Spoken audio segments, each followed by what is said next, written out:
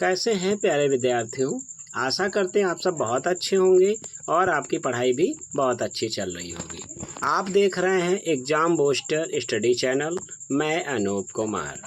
जैसा कि आप जानते हैं, हम लेकर आते हैं आपके लिए यूपी बोर्ड द्वारा जारी नवीनतम पाठ्यक्रम के अनुसार एनसीईआरटी पैटर्न पर आधारित प्रश्नोत्तरी। आज हम लेकर आए हैं सामाजिक विज्ञान कक्षा 10 भूगोल के अध्याय 3 जल संसाधन से संबंधित प्रश्नोत्तरी। चलिए शुरू करते हैं। देरी न करते हुए आपके लिए पहला प्रश्न लेकर आए हैं। आप इसको पढ़िएगा और अपने मन से इस प्रश्न का उत्तर दीजिए। पृथ्वी का कितने प्रतिशत भाग जल से घिरा हुआ है? 2/3, 1/3, 3/4, 2/4। तो आप सही उत्तर का जवाब दीजिए। अगर ये क्वेश्चन आपके गलत हो रहे हैं तो इन क्वेश्चनों को उत्तर को नोट करिएगा और वीडियो को 1 से 2 बार देखिए। आपके ये क्वेश्चन फिर से गलत वाले क्वेश्चन आपके सही हो जाएंगे।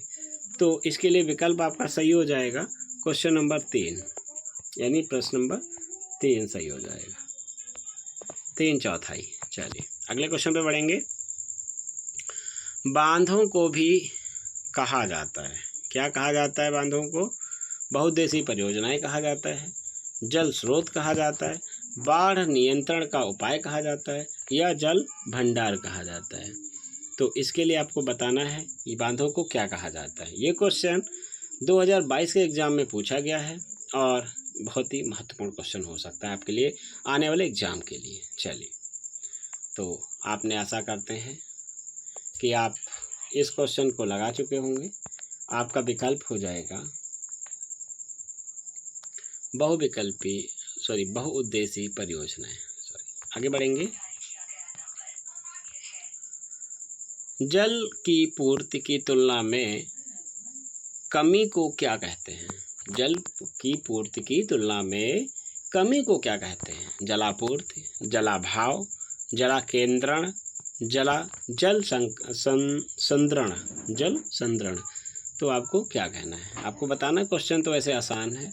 आशा करते हैं आप इस क्वेश्चन को अच्छे से कर पाएंगे, है ना। देरी न करते हुए आप इस क्वेश्चन को लगाइएगा। बहुत ही आसान क्वेश्चन है, जलाभाव।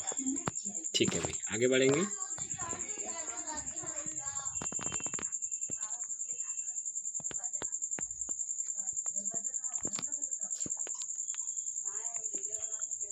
निम्नलिखित में से कौन सा कारक मुख्य रूप से भारत में जल स्तर में कमी के लिए उत्तरदायी है? सिंचाई, औद्योगिकरण, शहरीकरण, अति सिंचाई। तो आपको बताना है जल स्तर की कमी का कारण है अति सिंचाई। क्या हो जाएगा?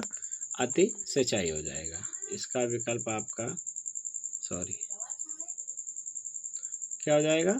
अति सिंचाई हो जाएगा। ठीक है, आगे बढ़िएगा। क्वेश्चन नंबर 5 है, जलीय संरचना का प्रमाण मिलता है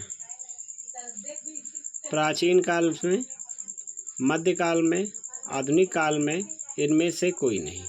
प्राचीन जलीय संरचना का प्रमाण मिलता है, किस काल में मिलेगा? तो प्राचीन काल से ही मिलता है। ये क्वेश्चन आपका हो गया होगा। आसान क्वेश्चन है आज की सीरीज में।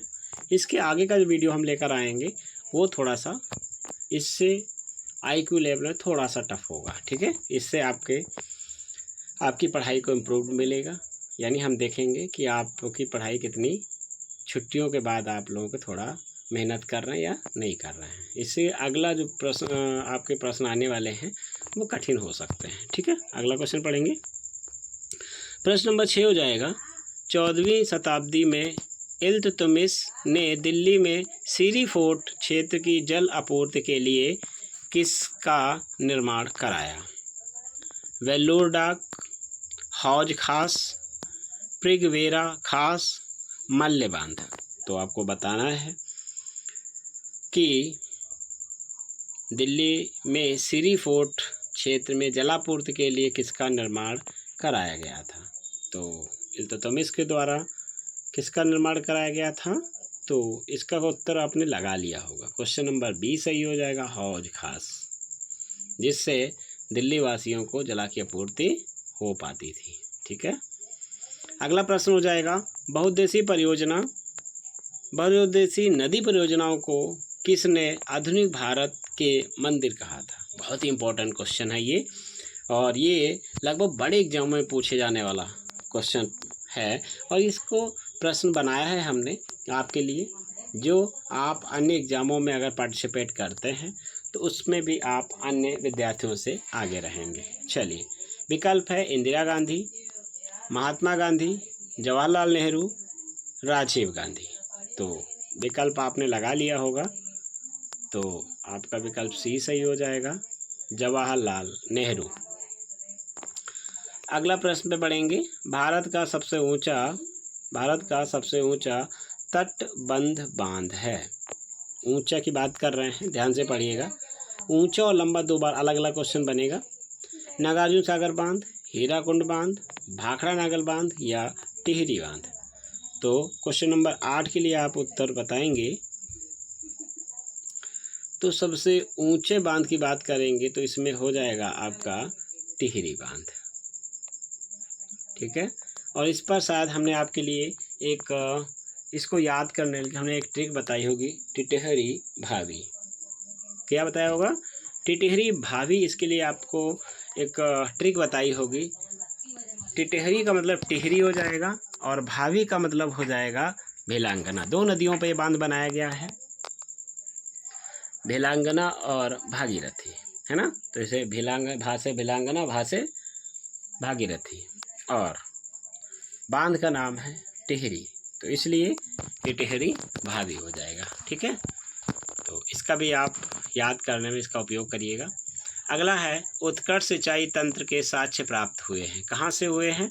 तो ये आपको देखना है, कलिंग, बेन्नूर, कोल्हापुर या सभी। तो इस विकल्प के लिए आप सही विकल्प चुनिएगा, तो आपका डी विकल्प सही हो जाएगा, ये सभी। ठीक है, आगे बढ़िएगा। बहुउद्देशीय परियोजनाओं का प्रभाव एवं सीमा है, क्या हो सकता है?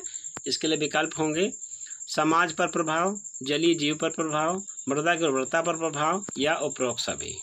तो ये सरकारी उत्तर आपको लगाना होगा भाई। ठीक है, हाँ बिल्कुल, उपरोक्त सभी, डी विकल्प सही हो जाएगा। अगला प्रश्न है, 11 प्रश्न है, बहुउद्देशीय नदी घाटी परियोजनाओं के उद्देश्यों में शामिल है। क्या उद्देश्य है बहुउद्देशीय परियोजना को निर्मित करने के पीछे? पहला, वृक्षारोपण, दूसरा, मृदा संरक्षण, तीसरा, बाढ़ नियंत्रण, और चौथा विकल्प उपरोक्त सभी। तो इसका उत्तर भी आप लोग लगा चुके होंगे, क्योंकि हमारे स्टूडेंट जो है बहुत ही होनहार विद्यार्थी हैं। जो लोग SST पढ़ रहे होंगे उनमें सबसे प्यारा जो विषय है हमारा वो भूगोल है। ठीक है, तो भूगोल विषय लगभग हमारे प्राकृतिक धरा का जितना भी वर्णन है वो भूगोल से ही आपको प्राप्त होता है। चलिए, आपका विकल्प सही हो जाएगा, डी विकल्प। सरकारी उत्तर लगा लीजिए फटाफट, डी विकल्प उपरोक्त सभी। अगला प्रश्न है, दामोदर घाटी परियोजना किस नदी पर स्थित है? तो आपको बताना है, बाराकर नदी, दामोदर नदी, हुगली नदी या कोनार नदी। जैसा कि आप नाम से ही जानते हैं, उत्तर लगा चुके होंगे आप लोग। दामोदर घाटी परियोजना दामोदर नदी पर बनाई गई। किस पे बनाई गई है? दामोदर नदी पे बनाई गई, जो डी विकल्प बी विकल्प सही हो जाएगा। ठीक है, आगे बढ़िएगा। चलिए, आज क्वेश्चन कम होने की वजह से हमारा वीडियो आपके लिए बहुत शॉर्ट रहा होगा। आप देख रहे हैं exam booster study channel by AP Singh.